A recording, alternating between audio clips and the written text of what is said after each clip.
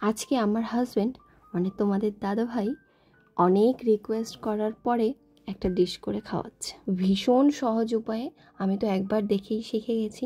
তোমরাও কিন্তু চাইলে বাড়িতে নিজেরা বানিয়ে খেতে পারো। এই ইন্দো চাইনিজ খাবারটি বানানোর জন্য আমি যে ইনগ্রিডিয়েন্টসগুলো নিয়েছি ডিসপ্লেতে তোমরা দেখতেই পাচ্ছ। এবার তোমাদের ভালো করে ক্লিয়ার করে দিই। আমি নিয়েছি চিংড়ি মাছ পরিমাণ মতো, তোমরা যতগুলো প্রয়োজন ততগুলো নিয়ে নিও। আমি নিয়েছি এখানে 12-14টা চিংড়ি মাছ। নিয়েছি ক্যাপসিকাম বা bell pepper, red and green, তোমরা চাইলে হলুদ ক্যাপসিকামেরও ব্যবহার করতে পারো। নিয়েছি পেঁয়াজ, নিয়েছি ধনেপাতা, নিয়েছি কাঁচা লঙ্কা, নিয়েছি গার্লিক। এবার চিংড়ি মাছগুলো ভালো করে স্কিনটা বার করে নিয়ে ভালো করে পরিষ্কার করে নিতে হবে। আগের ব্লগে যারা কমেন্ট করেছিলে তাদের মধ্যে ছিল পান্না মণ্ডল মুর্শিদাবাদের বহরমপুর থেকে, সাবিনা আফতাব করাচি পাকিস্তান থেকে, নির্মল দেবনাথ ত্রিপুরা থেকে, হীরা অশোকনগর থেকে, জয়া বসাক আমাদের সোদপুর থেকে, সুমি দত্ত রয় দিদিভাইও খুব সুন্দর একটি কমেন্ট করেছে, বাবলি মণ্ডল লিখেছেন আসাম থেকে, অঙ্কিতা সেন এই দিদিভাই রোজ আমাদের কমেন্ট করে, তোমার কমেন্টগুলো পড়ে আমাদের ভীষণ ভালো লাগে। অনুপম মিশ্র বলেও একজন কমেন্ট করেন, তুমি দাদাভাই নাকি দিদিভাই কমেন্ট করে জানিও, যদিও প্রোফাইলটি দাদাভাইয়ের নামে, তবে দেখো কি দিদিভাই নাকি সেটা জানিও। দুলারি খাতুন আমাদের দেখে পুনে থেকে, জ্যাকলিন অলি গোমস তোমার জন্য অনেক অনেক ভালোবাসা রইল আমাদের তরফ থেকে। এবার আমি ইনগ্রিডিয়েন্টসগুলোকে কেটে নিয়েছি, যেমন তোমরা দেখতে পাচ্ছ red capsicum, green capsicum, onion, chilli, ধনে পাতা বা কোরিয়েন্ডার, নিয়েছি গার্লিক, নিয়েছি পরিষ্কার করা প্রাউন্স। ভীষণ সহজভাবে তোমাদের দেখাবো, তোমরা প্রত্যেকেই চাইলে এই ডিশটি বা এই খাবারটি বাড়িতে বানাতে পারবে।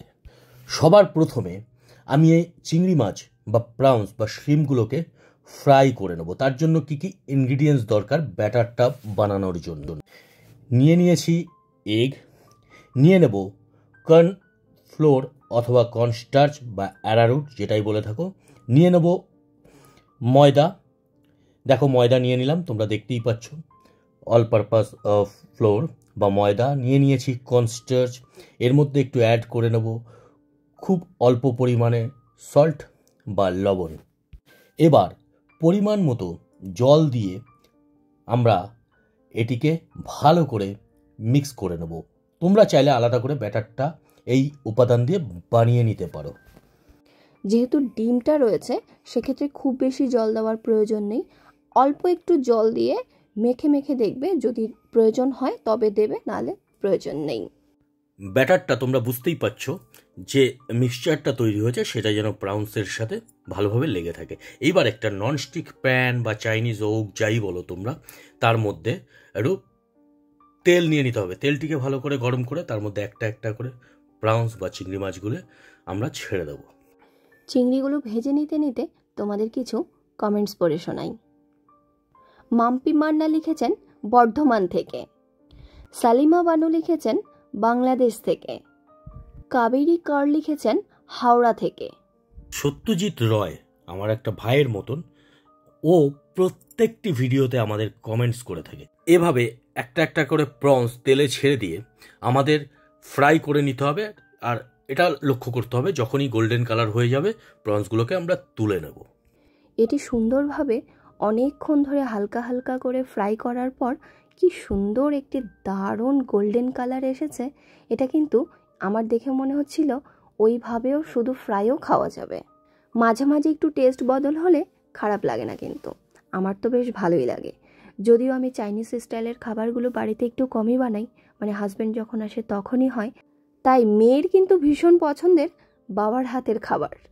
অঞ্জলিস ব্লগ বলেও এক দিদিভাই আমাদের কমেন্ট করেন রোজ, ভীষণ সুন্দর সুন্দর কমেন্ট করেন। তোমরা সবাই অনেক সুন্দর সুন্দর কমেন্ট করো, আর সেগুলো পড়ে কিন্তু সত্যিই মন ভরে যায়। মাধুর্য ইউএসএ বলেও এক দিদিভাই আমাদের কমেন্ট করেন। এবার চিংড়ি মাছগুলোকে ভেজে আমি তুলে নিলাম, দেখছো তো কেমন গোল্ডেন কালারের হয়েছে। তোমাদের দাদাভাই আগের দিন আড়ত থেকে এই প্রনসগুলোকে নিয়ে এসেছিল, তো আমি ভেবেছিলাম এতগুলো কি করে খাবো। তো এইখান থেকে আমি প্রায় 12-14টা মতো প্রনস দিয়েছিলাম, কিন্তু বিশ্বাস করো ডিশটি খাওয়ার পর আমার মনে হয়েছে সবগুলোই দিয়ে দিলে ভালো হতো। তুমি নোটিশ করেছো শ্রেয়সী মুখার্জি ও কিন্তু তোমাকে সারা বছর কমেন্টস করে না, কিন্তু আমি আসার পরে যে ব্লগগুলো রয়েছে সেগুলোতেই ও কিন্তু কমেন্টস করে থাকে একদম প্রথম ব্লগ থেকে। তোমার শালীনটা।